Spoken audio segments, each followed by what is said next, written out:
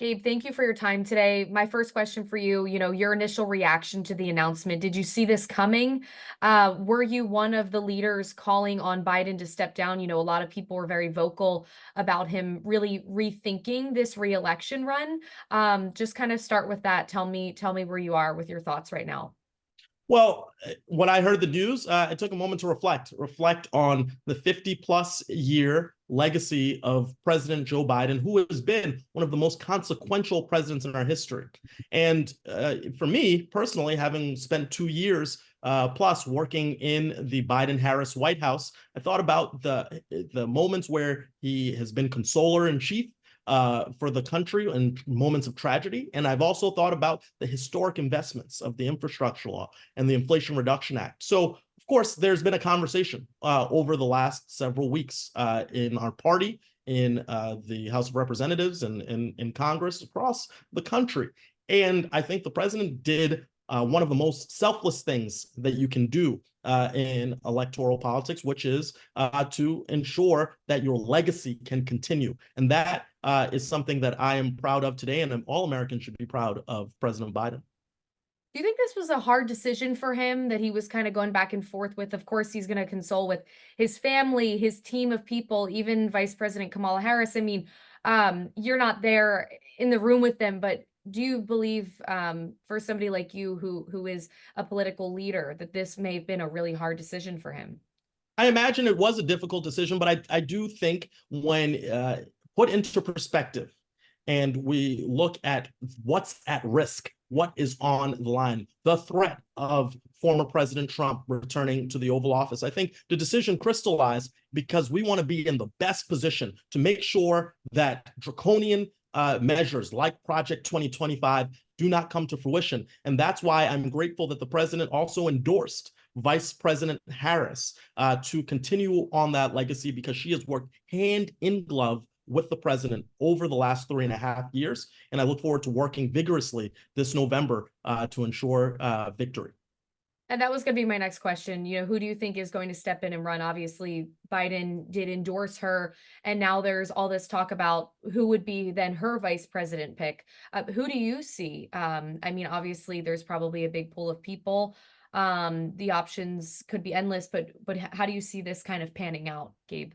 Well, look, my sense is we will have time over the next few days to contemplate a process that reflects our values. I certainly am endorsing the vice president. And as we look at who could be a VP nominee for her, that time will come. There are talented, qualified, capable governors, members of Congress, people who have demonstrated a record of getting things done. And I think we'll get to that, and I look forward to being part of that conversation.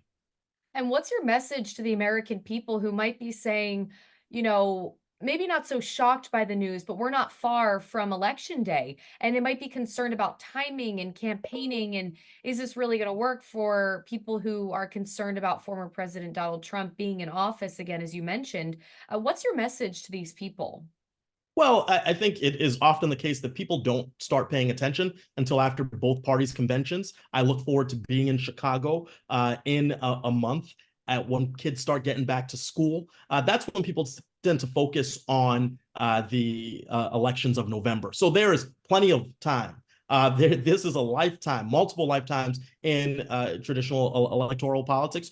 So we need to not be concerned with that, but more focused on the stakes.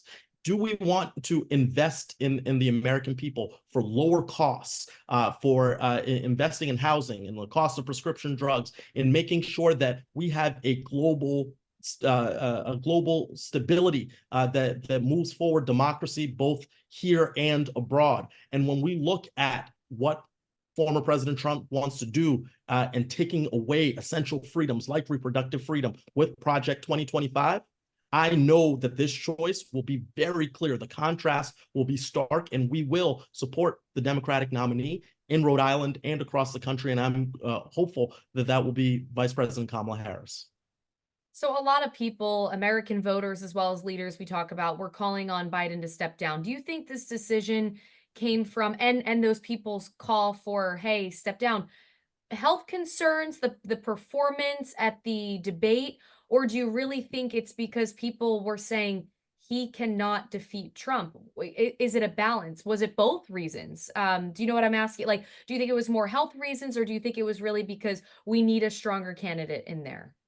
Well, look, I think however you slice and dice it, this is about winning in November. So motivation aside, that's the thing that I'm focused on. And I believe that the president has done a patriotic act, putting the country over himself in the mold of a George Washington, who so famously declined running for a third term.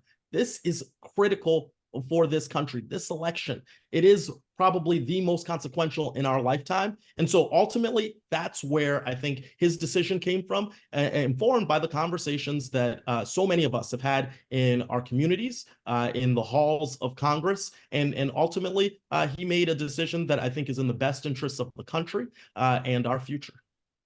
I asked you your message to Americans, but what about specifically Rhode Islanders, Gabe? What would your message be to them looking ahead to the November election? And people are feeling a certain way about this.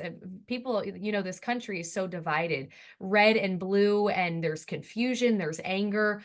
Really, what would you say to people out there who are going to watch the news tonight and hear from you? Well, look, I have been in elected office a short time now, just 8 months. But I decided to run for office because I'm an optimist. I truly believe that we have better days ahead.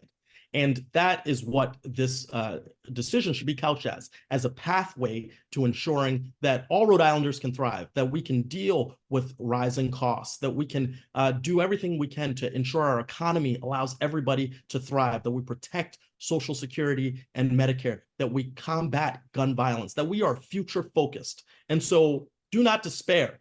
There is work to do. And this November, when we elect Vice President Kamala Harris to the presidency, that will be a step forward. And I look forward to being part of that work. Thank you. And just as you're speaking, I figured I'll get you on this, get your reaction on it, just because it happened a week ago. Speaking of politics and a lot going on, what is your reaction? Not sure if you had a statement or not. I've been off of work for a little bit, so sorry. But your reaction to former President Donald Trump and the attempted assassination that happened last week. Just want to get your take on that. Look, I think the assassination attempt on former President Trump was despicable, was terrible, and is not something our country should have to deal with. And I extend my thoughts to President Trump and importantly, in fact, I believe more importantly, to the family that lost their patriarch, a father protecting his children in that moment. And my heart goes out to them. And we have to move past this. We have to bring positivity. We have to bring back civil disagreement. We can disagree, but that's where it should end, with words and not without acts of violence. And so I am hopeful that this is not something we have to experience again in our country. Thank you for answering that. I know a little bit off topic, but I figured I have you. I'll ask you, is there anything else you'd like to add regarding this big announcement of Biden not seeking reelection? Anything else? A question I didn't ask. Really, really, the floor is open to you. No, that's good. Okay, great. All right. Well, thank you so much for your time. I know you No probably have problem. plenty of interviews. Thank you It's so all much, good. Gabe. Have All a right. great night. Yeah, you See you too. later.